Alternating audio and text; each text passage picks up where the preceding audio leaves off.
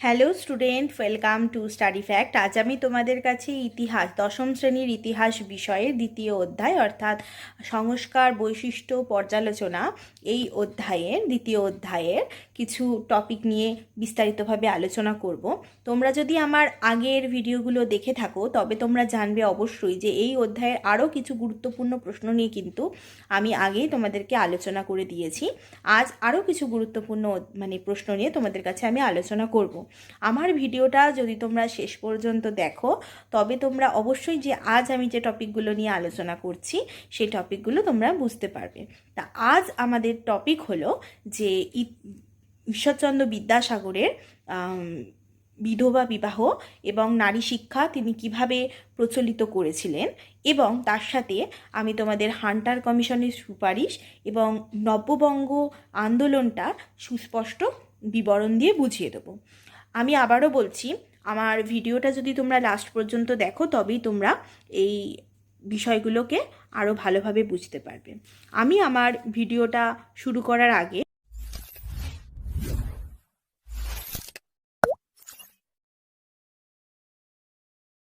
আমার আগের ভিডিওতেও যেমন বলেছি সেরকমই বলবো যে যদি তোমাদের আমার ভিডিও নিয়ে কোনো বক্তব্য থেকে থাকে বা তোমাদের কোনো অসুবিধা থেকে থাকে বা কোনো প্রশ্ন থেকে থাকে, অবশ্যই তোমরা সেই প্রশ্ন বা কোনো রকম অসুবিধা আমাদের কমেন্ট বক্সে কমেন্ট করে জানাতে পারো।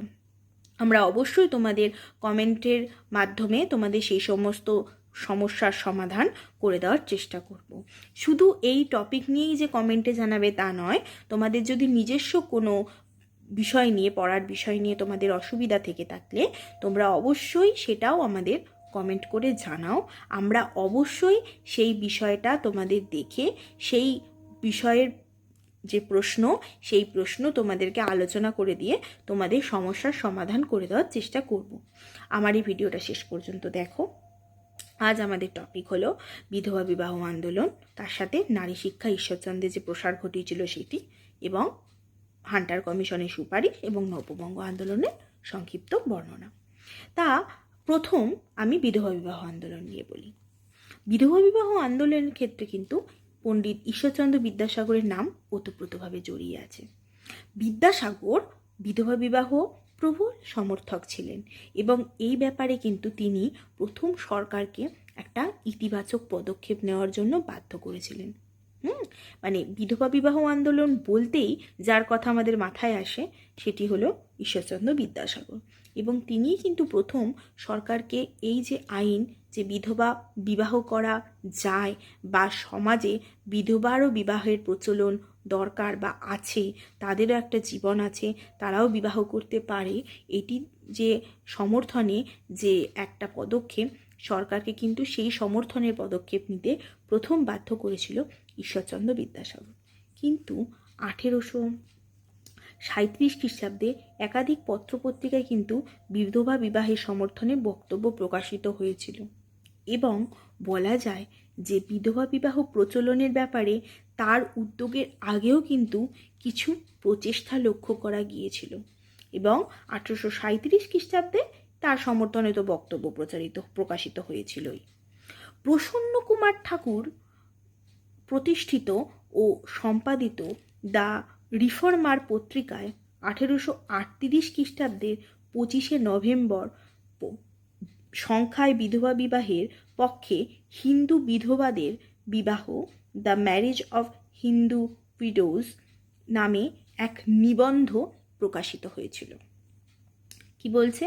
দ্য প্রসন্ন কুমার ঠাকুর প্রতিষ্ঠিত ও সম্পাদিত দ্য রিফর্মার পত্রিকাতে কিন্তু এই যে হিন্দু বিধবাদের যে বিবাহ হবে, the marriage of Hindu widows নামে যে এক নিবন্ধ সেটা প্রকাশিত হয়েছিল, এবং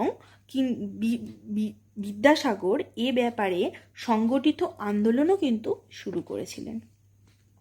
1855 খ্রিস্টাব্দে 4 অক্টোবর তিনি বিধবা বিবাহের সমর্থনে 1000 স্বাক্ষর সংগ্রহ করে বিধবা বিবাহের জন্য আইন প্রণয়ন করতে এক আবেদনপত্র সরকারের কাছে জমা দেন। অর্থাৎ সেই সময় তিনি সমাজে তুলেছিলেন যে বিধবাদেরও বিবাহ প্রয়োজন। সেই সময় তাহলে তার প্রচলন ছিল যে সমাজের কিছু মানুষ বা কিছু উচ্চপদস্থ মানুষের থেকে যদি সম্মতি স্বাক্ষর সরকারের কাছে জমা দেওয়া হয় এবং সেটি যদি যে মতের অধিক হবে, মানে না বা হ্যাঁ, কিছু মানুষ নায়ে স্বাক্ষর করবে, কিছু মানুষ হ্যাঁ স্বাক্ষর করবে, কিন্তু নেতিবাচক বা ইতিবাচক যে ক্ষেত্রে স্বাক্ষর বেশি হবে সেই ক্ষেত্রে সরকার ইতিবাচক একটা পদক্ষেপ নেবে, মানে তার পক্ষেই সরকার ইতিবাচক পদক্ষেপ নেবে। সেই সূত্রে ঈশ্বরচন্দ্র বিদ্যাসাগর 1000 অর্থাৎ বিধবা বিবাহের যে আইনের ক্ষেত্রে 1000 স্বাক্ষর নিয়েছিল এবং তৎকালীন সরকারকে জমাও দিয়েছিলেন, এবং তার ফলে উল্লেখ্য বিধবা বিবাহের প্রশ্নটি বাংলাদেশে বাল্য বিবাহের সঙ্গে ওতপ্রোতভাবে জড়িয়ে যায়।